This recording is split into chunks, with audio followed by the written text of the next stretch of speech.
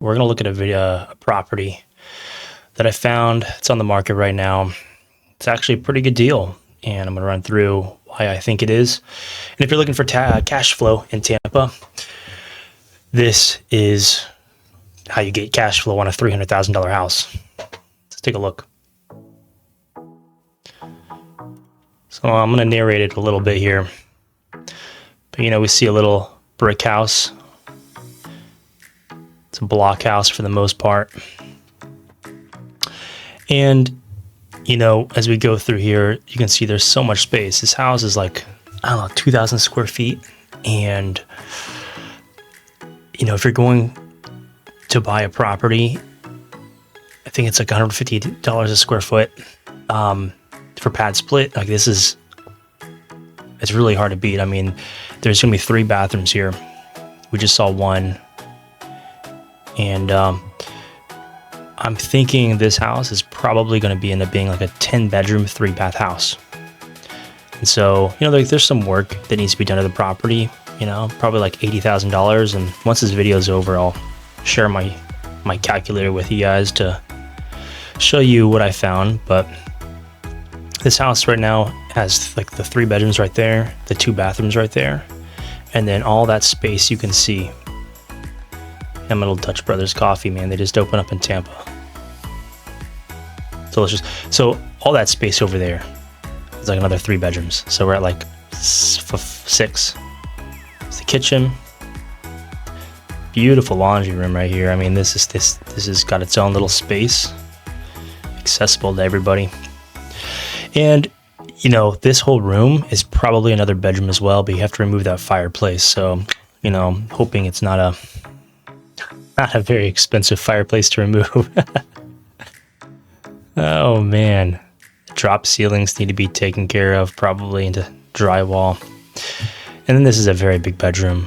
So if you're counting right now, I'm moving fast, but that's 8 bedrooms already, and there's the 3rd bathroom.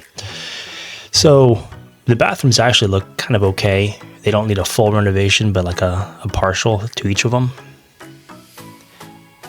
And the drywall just looks terrible all over, so there's a lot of drywall work needed. Smooth textures over and stuff. Skim coating is probably what you want to do here. So how do we get 10? Well, we're going to go to the garage here, and we're going to convert it into 2 more bedrooms. So that's simple. And this is a deep and wide 1-car garage. And one of them will even have a, if you notice here, one of them will even have it's not previewing, a little door, a private entrance and exit door to the backyard. So yeah, it's nice. Garages right now, I think they're taking like 20, like this would probably be somewhere along the lines of $25,000 to convert. It might be a little bit more, but you would just frame in. You wouldn't remove that garage door. Like you probably just, I don't know how you do. There's a couple ways you could do it, but that's basically it. We can go back to the beginning here. Take a look at all this space. Like that's 1 room right there. Oh man, where'd it go? I went too far.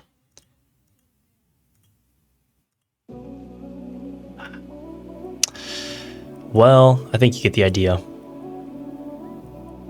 It doesn't preview as I drag it. Oh, there you go. So that's this room right here is another 2 rooms.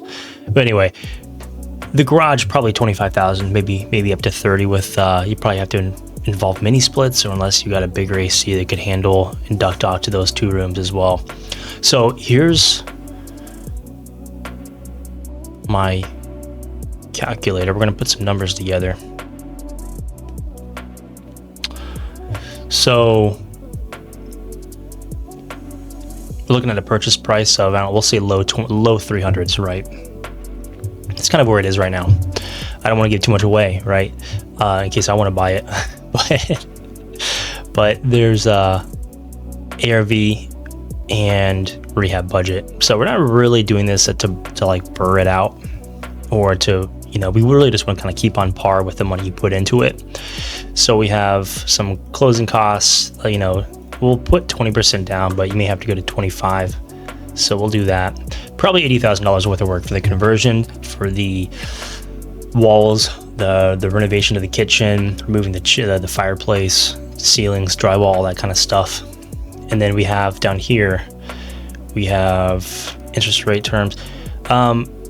We have probably, I need to turn this off, not doing a HELOC.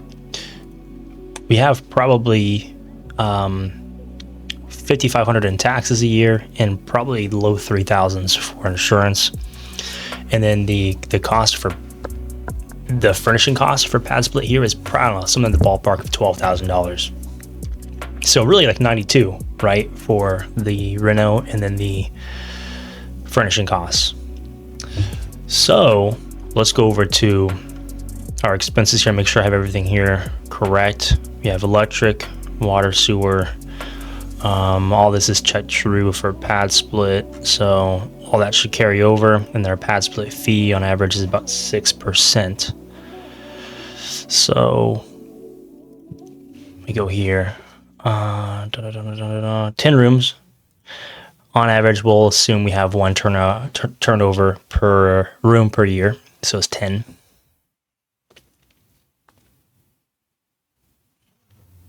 I'm hearing some noises out there. And we have a lot of cash flow here, as you can see. So I think if you went to 25% down, you're looking at $180,000 total cash needed and invested, which doesn't even include your carrying costs for probably 3 to 4 months to get it, renovated, converted, and then up and running. You probably need 3 to 4 months for that because it's $80,000. A lot of people are like, oh, $1,000 a day, is kind of how long it takes us to get work done. So if you're hiring kind of your average contractor, that $25,000 is like a month. So anyway, that's a really high cap. It's a really high cash on cash return. And I'm really trying to make sure I'm not forgetting anything right now. Man, it's probably an average $350 a month per power. It could go to $400 a month, right? Water could go to $200 a month. If you have 10 rooms, internet is fixed. Landscaping, I guess you can make it nicer and do 150. No pool service. We could have pest control at $50 a month. That's probably quarterly, so maybe $75 a quarter. And then common room cleaning once a month. So let's see how that changes things. We're in the mid 12s now for basically both of those. So if you're looking for cash flow in Tampa, now this is an exceptional property. It's not common. Normally I'm seeing cash flow between $500 and $700 a month. But with this one, and I'll tell you what. So let's say if you were to refi this property, right? Because you are investing $80,000 worth of cash. Let's kind of just assume this property, like you refied the renovation work, the budget into a mortgage. Let's just see what this does. This is 405. And we'll just put it at 7% too, because maybe that's tricking things a little bit. I don't think so. The cash on cash is still the same, but your cap rate does go down because cap rate is just NOI divided by purchase price, right? So it doesn't really care how much debt or whatever you have. So cash on cash still mid 12s. DSCR drops, of course, but your DSCR lender is going to require 1.25, so 1.5 is pretty high. And then your internal rate of return is 21% over the course of 10 years. And so you can see the assumptions I have on this page here. Let's see, 10 years, it's only 2.5% growth, and then 4% property appreciation, because this zip code actually has 4.5 historically. Over the last 20 years on average, it's 4.5%. So let's see, that's 22% internal rate of return over 10 years. That's assuming you sold the property on year 10, at the end of year 10. And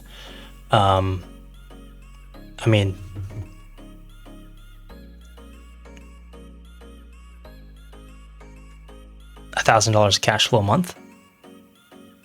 It's pretty good. So here's another thing.